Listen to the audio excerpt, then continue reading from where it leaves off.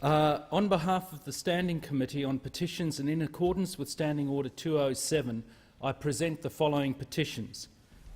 From 85 petitioners regarding changes to the allocation of the budgeted funding for overseas aid. From 4,259 petitioners regarding approval of a proposed pharmacy in Noranda, New South Wales. From 854 petitioners requesting no GST on movable homes. From 1,826 petitioners requesting no GST on movable homes. From 13 petitioners requesting no GST on movable homes. From 1,874 petitioners proposed development of a residential care facility at Middlehead, Sydney, New South Wales, and from one petitioner regarding banning Islam from Australia through legislation or referendum. The terms of the petitions and the responses will be recorded in Hansard. Madam Speaker, in December last year I had a brief opportunity as Chair of the House Petitions Committee to present petitions and ministerial responses received since the end of the last Parliament. Today I am pleased to be able to speak for the first time outlining the role of the committee and the petition requirements it implements on behalf of the House. This information is on the committee's page on the Parliament House's website, but it may be useful if I summarise it, especially in this early stage of the 44th Parliament. Since it was established in 2008, the committee has acted as a conduit for bringing petitions from members of the public to the attention of the House and facilitating a response from the relevant minister. In particular, the arrangements for receiving ministerial responses to petitions have helped raise the profile of petitioning as an important way for the Australian public to engage with the House and to learn what is the view of government on the subject matter of their petition.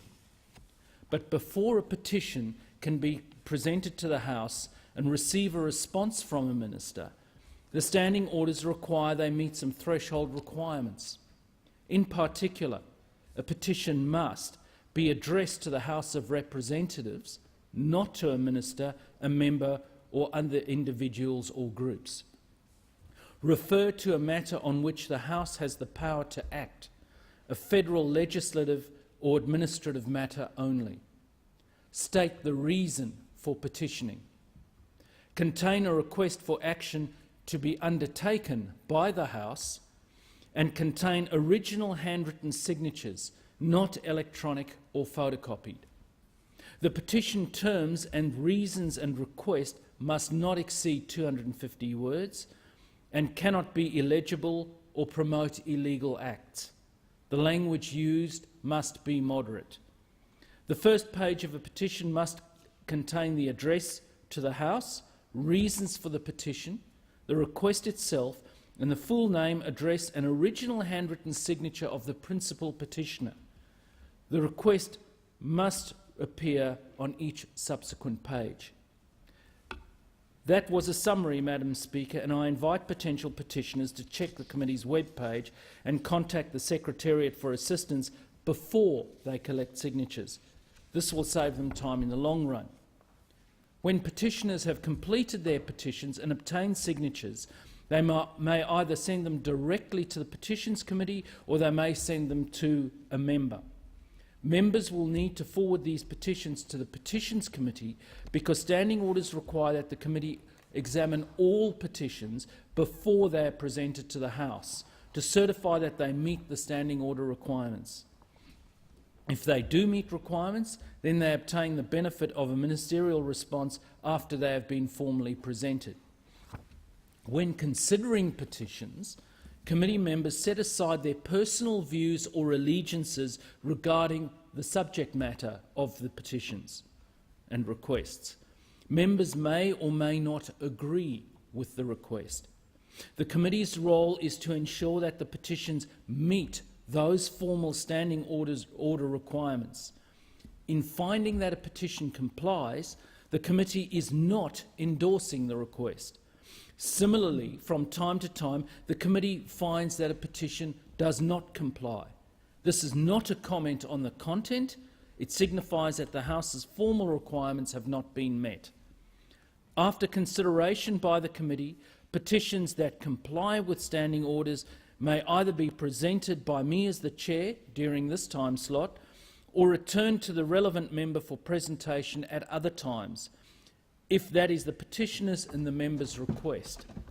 In presenting petitions that comply with standing orders, as chair of the Petitions Committee, I'm assisting members of the public to raise their concerns directly with the House. I may or may not agree with the contents.